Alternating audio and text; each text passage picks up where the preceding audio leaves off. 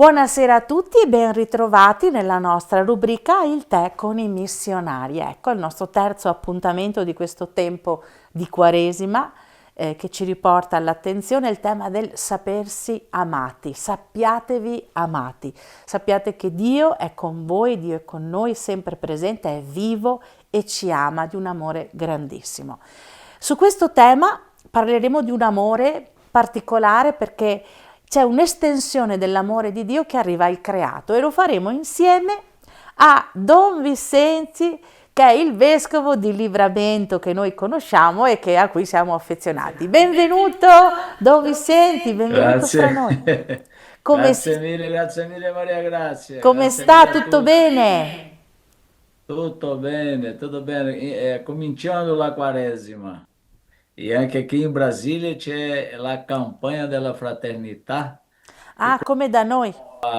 comincia in questo tempo della Quaresima e in questo anno eh, penseremo sulla questione della moradia, si dice in italiano, sulla il problema del tetto, delle case, Ah, ok. Delle questo tutto abitazioni, no? che... Non si dice, non è un termine. Delle Abitazione. abitazioni, delle case, sì. Ah, che bello, interessante, molto interessante. Allora, Don Vicenti, quest'oggi io volevo con lei toccare alcuni temi che parlano della cura del creato, perché io so che lei è stato presenziato, anche per una sua sensibilità personale, alla COP30 in Belém, è stato presente. Volevo un po' che ci raccontasse com'è stata per lei questa esperienza, che cosa ha colto, anche tenendo conto della sua sensibilità che è molto forte. L'abbiamo ascoltata già in Italia nel 2024 quando lei è stato qui con noi, che ci ha un po' raccontato e quindi continuiamo un po' questa conversazione. Com'è andata? Sì, Maria Grazia, anzitutto grazie mille, sono molto lieto di partecipare di questa intervista e io penso che rafforza il nostro scambio missionario. Un Mhm. abbraccio, anche vorrei salutare Monsignor Riccardo? il vescovo Riccardo, il vescovo di Vittorio Veneto, Nicivaldo, che è sacerdote di Livramento e Mhm. è missionario a Vittorio Veneto, e anche Monsignor Corrado e Dom Paulo Salatin, che Mhm. lavorano con noi a Tanhaçu. Sì. Questo momento penso che è buono per rafforzare nostra amicizia, di predicare con gioia, il Vangelo. Mhm. Sì, io sono stato a Belém per una settimana partecipando della COP30. Però in Brasile la nostra chiesa ha fatto una pre-COP con alcuni incontri nelle regioni maggiori del Brasile. Sono stato 5 incontri con vescovi laici nel nord, nord-est, sud-est, che noi abbiamo chiamato pre-COP, per sensibilizzare la Chiesa per questo punto della cura del creato, sempre con il nostro sguardo nella Laudato Si, Laudate Deum, che sono documenti della Chiesa. Quindi penso che è stata una buona vicenda questa di riunioni per regione, perché il Brasile è grande, Mhm. una sorta di preparazione per la Coppe.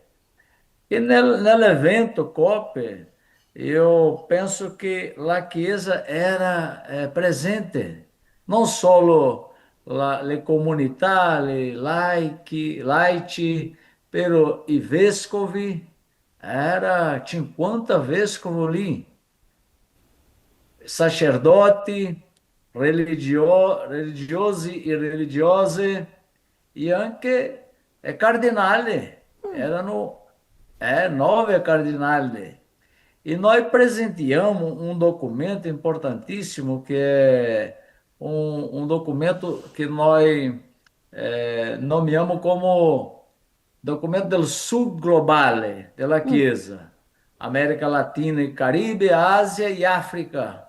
E questi cardinali presentarono questo documento, che è un profetismo della Chiesa sul il problema della che cosa succede adesso eh,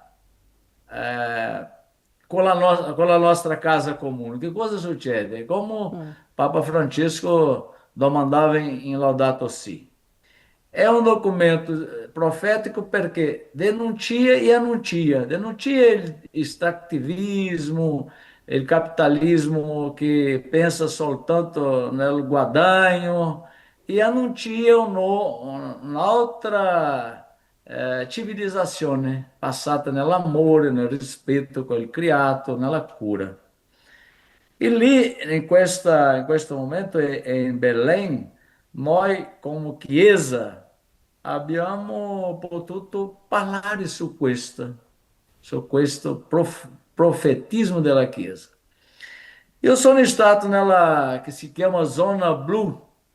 Zona Blu è dove i presidenti, i capo delle nazioni sono stati per discutere questi punti del che cosa faremo. Sono due volte sono stato lì. Per il più importante per me è che io sono stato in mezzo al popolo, al popolo. Era come che 3.000 indigene, popolo originale, presente lì, com um movimento que nós chiamiamo Cúpula dos Povos, Cúpula dei Popoli, Dei non lo so popoli. come Popoli, si sì. Cupola dei fala popoli. in italiano. Mhm. Esiste cúpula? Questa Sì. parola non Mhm. lo so esattamente. Cupola è E la cupola della chiesa. è la cupola dei popoli, non della Ok, Chiesa. dei popoli. Sì, sì, esiste. Sì. Ok. E questo, io ho tradotto questo come vertici dei popoli, però Sì? penso che non sarebbe così. Ma in mezzo a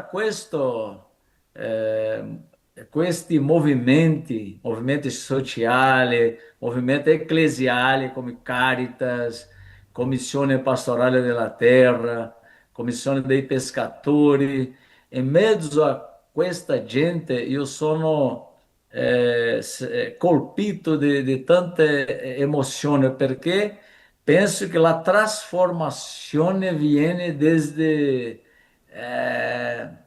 basso, Dal basso. Certo, dal basso. dal basso, come Francesco ha scritto in Laudate Deum, il multilateralismo dal basso. E questo è il più importante che ho vissuto nella COP30 a Belém, penso. Uno dei punti più importanti che ho vissuto lì. È molto interessante quello che dice, innanzitutto proprio questa questione del movimento del popolo, che noi pensiamo che la vera forza sia dall'alto, in realtà c'è un movimento che può arrivare veramente anche dal basso, no? Questo è importante soprattutto quando pensiamo a queste dinamiche internazionali, no? E l'altra cosa che a me ha colpito è proprio che credo che sia la prima volta che il popolo abbia la possibilità di esprimersi con tanta forza, no? In un contesto così grande e anche la presenza massiccia di una chiesa che vuol dire che sta facendo la sua parte, no? In questo contesto. Sì. Quali sono stati i punti di forza e i punti di fragilità? Altri aspetti magari che hanno toccato lei in modo particolare? Sì, la forza è che il multilateralismo della ONU, anche sia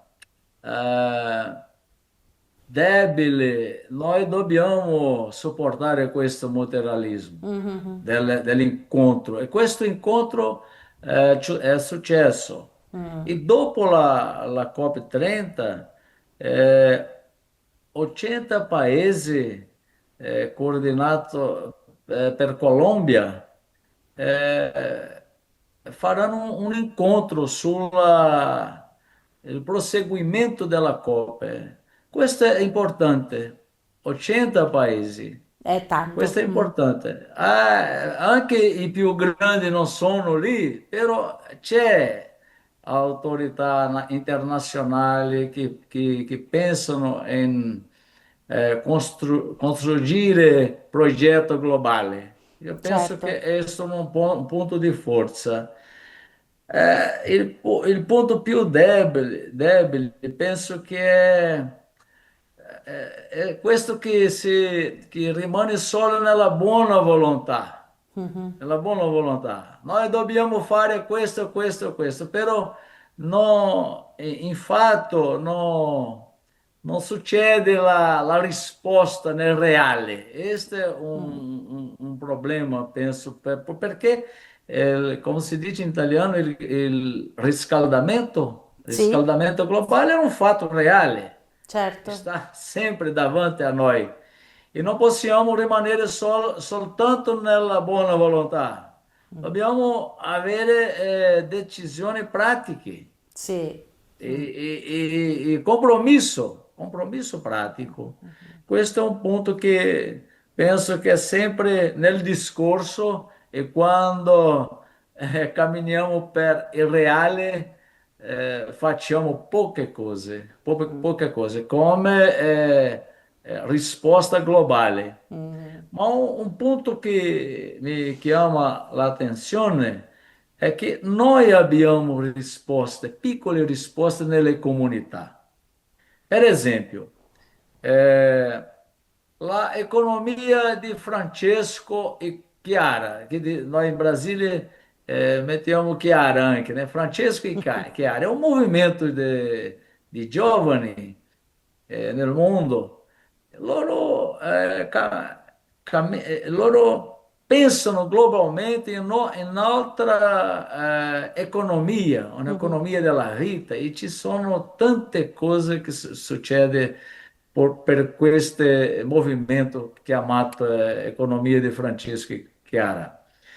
Anche nel territorio, come si può tradurre per gli italiani? Territorio è la terra Sì, della comunità. sì. Lì ci sono con la Caritas regionali, nazionali, internazionali, con la Commissione Pastorale della Terra, ci sono molte iniziative che eh, sono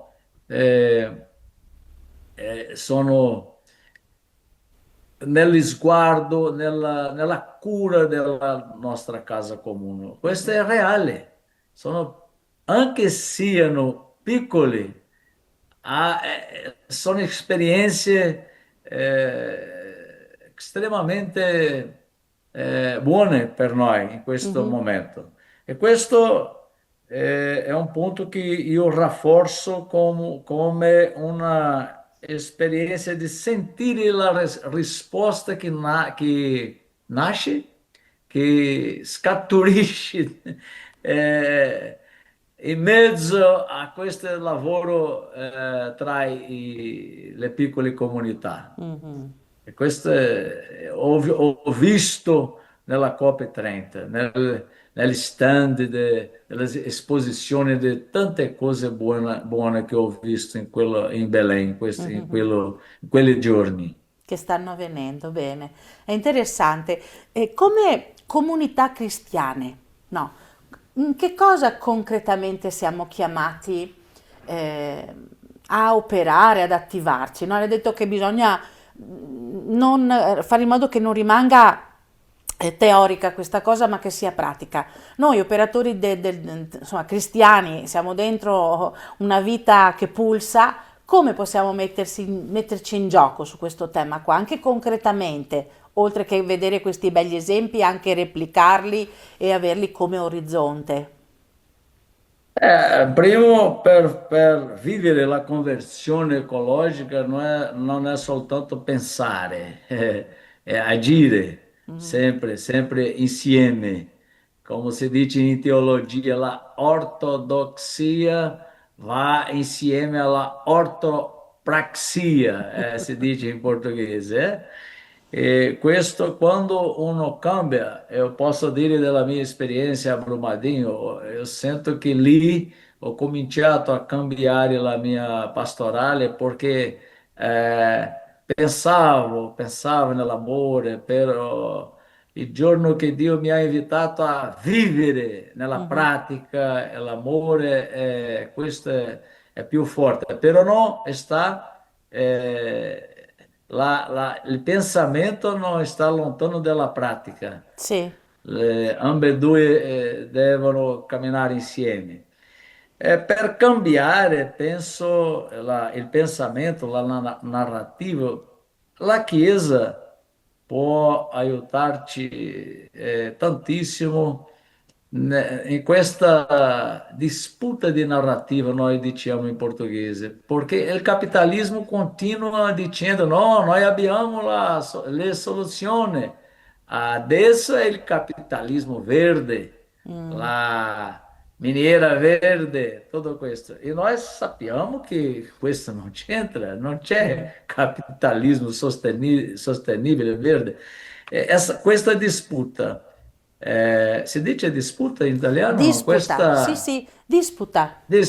disputa tra capitalismo verde e ecologia integrale. Ecologia integrale è outra cosa. Mhm. È outra cosa. Quello che propone la Laudato Si, la Chiesa, è outra cosa. È un'altra civilizzazione del rispetto, dell'ammirazione del creato, della cura, di un'economia inclusiva per tutte le gente, senza guerra. Mhm. Tutto questo è ecologia integrale. È l'uomo, le donne nel rapporto con tutta la naturaleza. Non viviamo nella naturaleza, però siamo naturaleza. E questa è la visione della Laudato Si. Quindi no, dobbiamo solo mettere le mani nella naturaleza per acquistare il guadagno, le ricchezze. No, dobbiamo mettere le mani per curare la naturaleza, perché siamo insieme, noi siamo naturaleza. Questo cambio di mentalità è molto importante nella catechesi, nella liturgia, nella celebrazione, sempre ascoltando un'altra volta la parola di Dio che tutto ha creato, che ha visto che tutto è buono. Questo deve coinvolgerci. Il pensiero è importante Mhm. pensare. Mhm. In questo senso, pensando, noi cominciamo anche a trasformare le nostre azioni, perché se io ho bisogno di una cosa e già è abbastanza per me sopravvivere bene, perché voglio un'altra macchina, per esempio? Mhm. Se già ho una macchina e è sufficiente per sopravvivere, perché una seconda? E questo è pratico. Mhm. Questa scelta dobbiamo fare come cristiano, Mhm. perché chi non ha questi valori è più difficile cambiare per noi cristiani, cambiare la vita, una vita più semplice, una semplicità felice, Mhm. lavorando, guadagnando quello che noi dobbiamo guadagnare per sopravvivere, però senza questo tipo di consumismo, senza limiti. E questo non c'entra per i cristiani. Dopo, penso che camminare insieme alle esperienze che già, come diciamo in portoghese, già è una cartografia, un mappa di speranza che noi incontriamo nella nostra vita. Dà supporto, eh?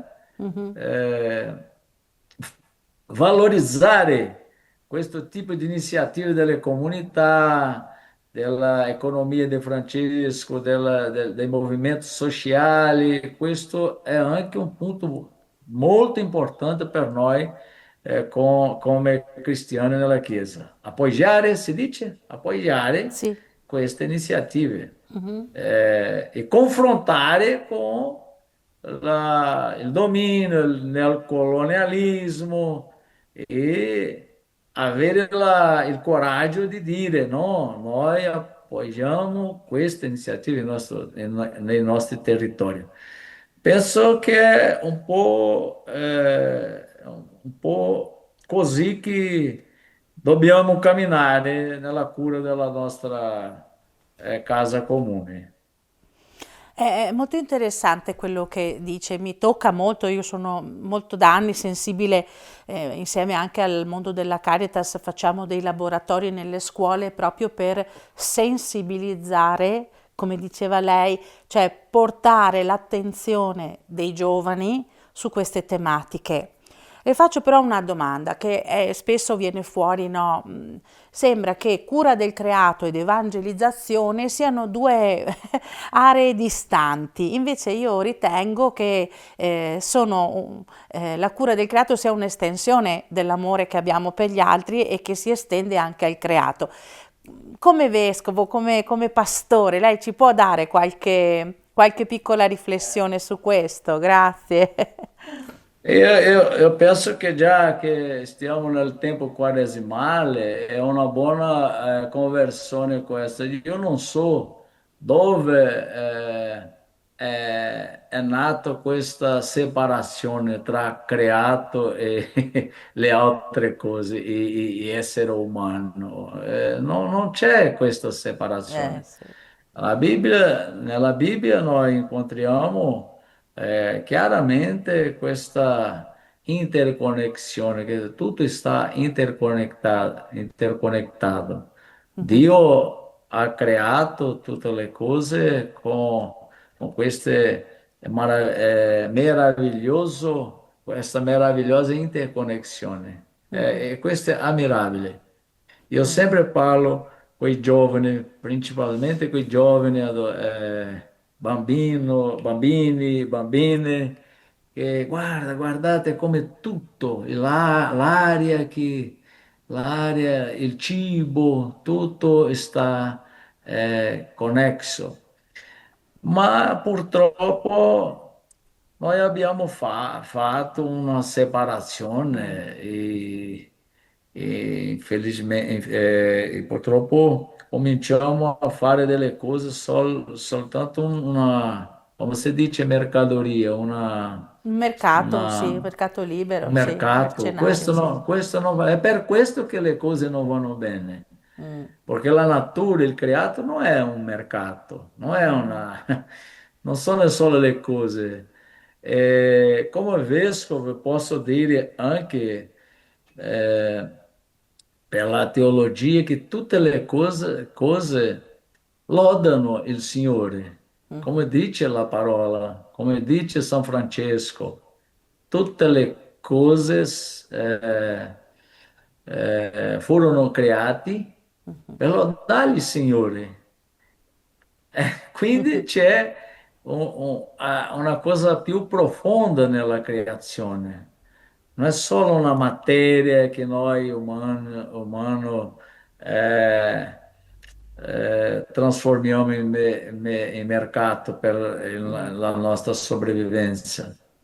Questo è un punto di teologia, di fede. Mm. Per noi vescovi, sacerdoti, cristiani è importante recuperare questa cosa che si chiama meraviglia. Meraviglia. Mm. Che se dico che siamo poveri delle stelle, Mhm. gli scienziati dicono, oh, noi stiamo connettati alle Dalle stelle. stelle, siamo poveri delle stelle, però amiamo. Mm. Anche siamo connettati a un amore che anche noi non siamo il capo di questo amore, Sì, Questo sì, amore sì. è un dono, è un dono. E questo per me è il punto più importante della evangelizzazione oggi, Mhm, mhm, in quello che riguarda il creato. Recuperare la nostra capacità di ammirazione delle cose. mm, Una preghiera non solo nella chiesa, nella cappella, no. mhm, Pregare anche con tutte le creature, come faceva San Francesco. mm, E dopo, per fare questa riconnessione, la Chiesa può aiutare la società tantissimo, perché noi abbiamo una eredità, una storia lunghissima di, di rispetto alla vita integrale. La nostra dottrina sociale della Chiesa è bellissima, è bellissima. Quello che dice non solo la parola, il Vangelo, però i santi, la patristica, la storia della Chiesa. Adesso con Papa Leone, in Dilexite, lui ha detto che a importância che a Chiesa rinnovi il suo impegno per i poveri e le vittime, come ha scritto il nostro Papa Leone, e anche lui ha creato una celebrazione speciale per la creazione. sì, è vero. Mhm, Guardate che siamo nel cammino, non mm, possiamo fare la trasformazione del pensiero per la catechesi, per la liturgia, però anche nelle nostre azioni quotidiane. mhm, Però un punto che penso, per questo punto è più globale, è più sofisticato forse, che la Chiesa nella Chiesa non abbiamo un partito politico, capisci? mhm. Non abbiamo un partito politico, però abbiamo una voce politica. Certo. E questa voce politica che nasce dal Vangelo, ma dobbiamo fare anche un dialogo con tutte come si dice, lideranze, liderazgo, tutte le. I soggetti che sono coinvolti, penso, no? Sì, tutti i capi delle nazioni, il Ah, i Papa governanti, ha certo, questa certo. voce, noi abbiamo anche come laici, come sacerdoti, vescovi nelle nostre piccole paesi, Mhm, dobbiamo invitare i politici per mhm, pensare in questo cambio, perché no? È mhm. la nostra vocazione, non solo addentra, come si dice in latino, No, addentra, però a a destra destra. Eh per sì, tutta la società, per tutto il mondo e per la sì. cura di tutto l'universo. Mm. Quindi diciamo è uno sguardo locale ma anche globale, deve essere sempre in relazione tra quella che è la nostra vita quotidiana, però proiettata nel mondo. In effetti questo sguardo nel mondo a noi serve perché molte volte nella routine di tutti i giorni questa meraviglia rischiamo di non percepirla perché se restiamo nella nostra comfort zone, nella nostra zona di sicurezza, non percepiamo la bellezza del creato, di quello che c'è, che nel mondo è meraviglioso.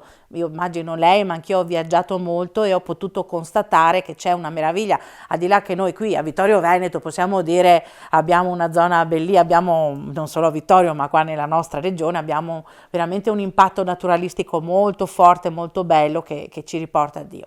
Le faccio un'ultima domanda più personale. Questa passione che io sento forte in lei della cura del creato, comunque dell'ecologia integrale, da dove arriva? Perché io so che è nata da un'esperienza concreta. Le va di raccontarci questa cosa, poi ci facciamo un po' di saluti perché il tempo corre, ma ci tengo che lei ci racconti questa cosa perché è molto bella. Ecco, Maria Grazia, primo, io sono nato in una campagna, il mio padre e la mia madre, eh, mio padre è morto in questo anno Mm, scorso, era un coltivatore di caffè, un uomo che lavorava nella semplicità della campagna e ho imparato. Un altro giorno stavo pensando, questa sensibilità nasce nel contatto reale con la naturalezza, con mio mhm, papà, con la mia madre, fratelli, sorelle in questo medio ambiente.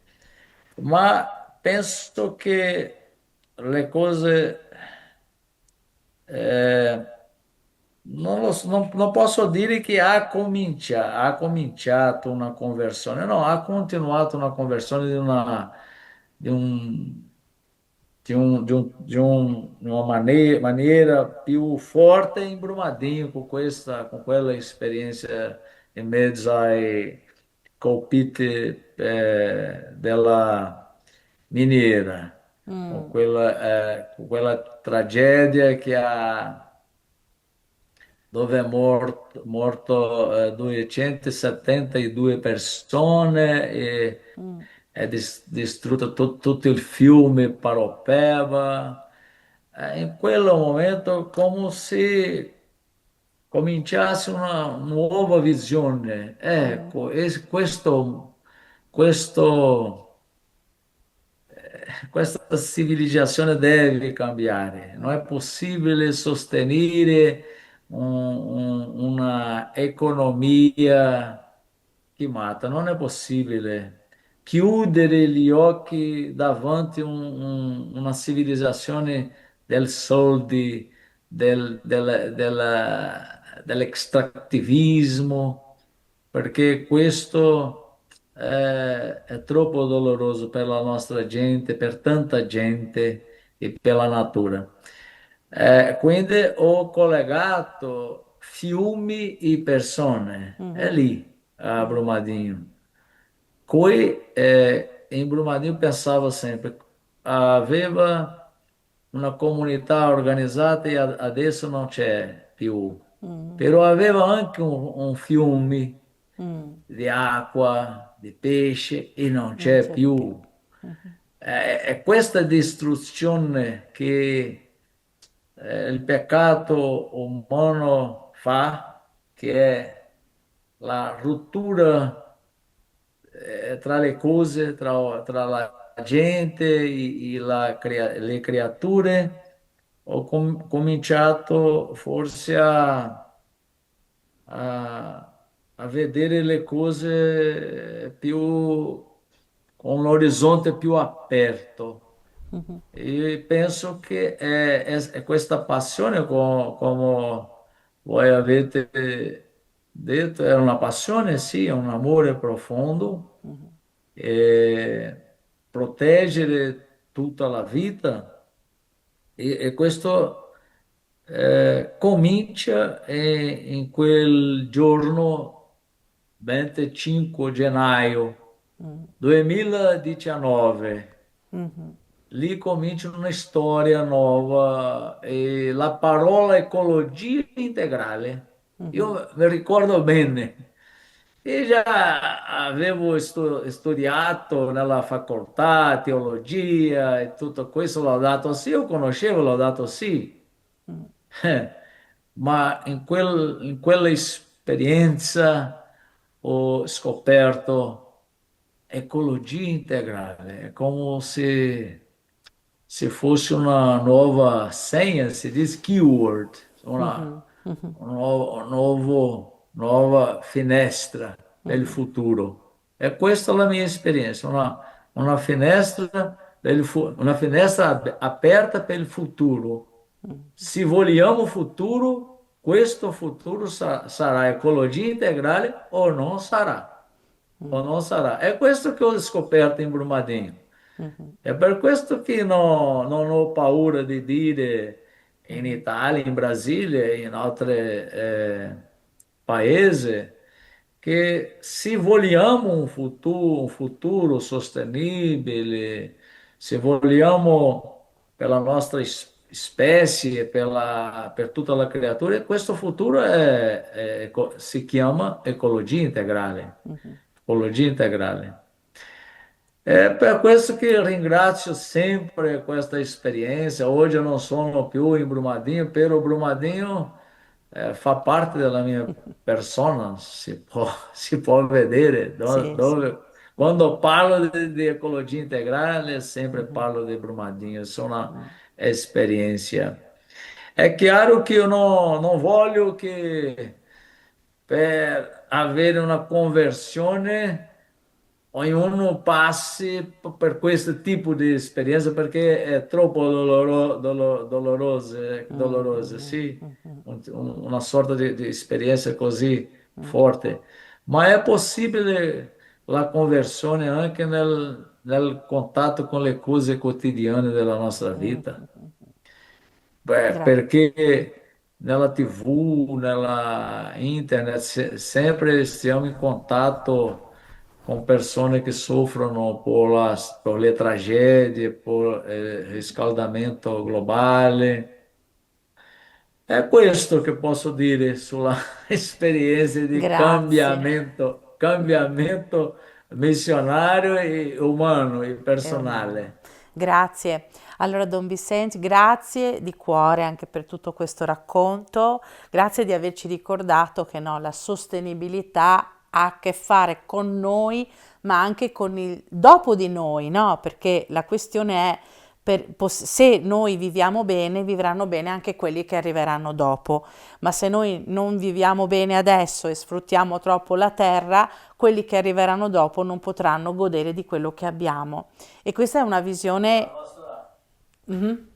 La nostra passione per la cura del creato non è soltanto per noi, è No. soprattutto per nuove generazioni. Esattamente, per i nuovi giovani, per coloro che arriveranno.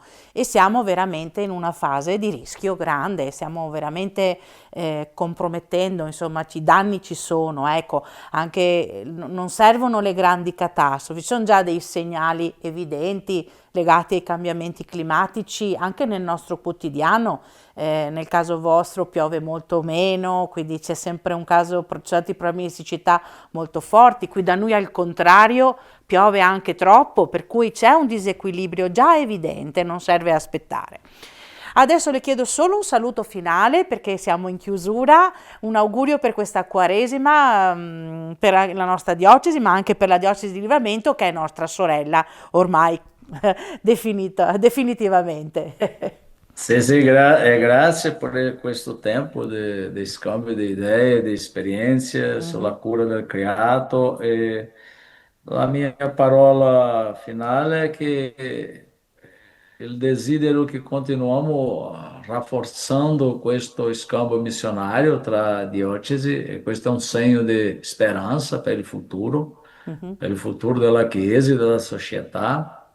Adesso prepariamo un gruppo di giovani che nel prossimo semestre sarà in Italia, a Vittorio Veneto, per fare un'esperienza. Questa è una buona eh, esperienza missionaria.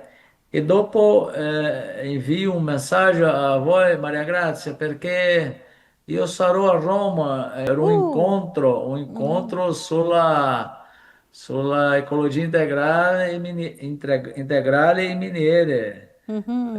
Ojalá possiamo incontrare un tempo Benissimo. per parlare su qualcosa, ma desidero un tempo quaresmale con questa scoperta di che la santità non è solo guardare il cielo, il regno definitivo, però è vivere secondo il Vangelo, già rafforzando questo regno che succede oggi. Noi Mm, già stiamo nel regno del cielo quando facciamo la scelta per l'amore. Se mhm, viviamo nell'amore, l'amore tra noi umani, per l'amore, curando tutte le creature, già partecipamos del regno di Dio. Mhm. E Grazie, questo la Quaresima rafforza in noi questo cammino. bello. Già, il regno già sta con noi. Un Mhm. giorno sarà definitivo, però già sta con noi. La Mhm. grazia, la forza, la capacità di pensare un'altra realtà, tutto questo è dono di Dio. Mhm. É aquela Quaresima faccia di noi, rafforza in noi questa volontà di cambiare le cose secondo il Vangelo di Gesù. E questa è Bello. una gioia per noi. Un Grazie. saluto e un buon tempo quaresmale per tutti noi. Grazie Don Vissenti, ricambio questo augurio anche per la diocesi di Livramento, davvero, questo invito all'amore, veramente, al sappiatevi amati, che è il titolo della nostra Quaresima, sappiatevi amati. È il calendario della nostra Quaresima, è proprio questo. Sapendosi amati possiamo amare e cambiare veramente le cose, quindi è il mondo. Quindi grazie Don Vissenti, grazie per questo Un tempo che ci ha abbraccio a tutti. dedicato. Un abbraccio fortissimo. Ciao, un abbraccio. Grazie Don Vissenti, alla prossima. Arrivederci, grazie Don Vissenti e grazie a tutti alla prossima puntata. Grazie.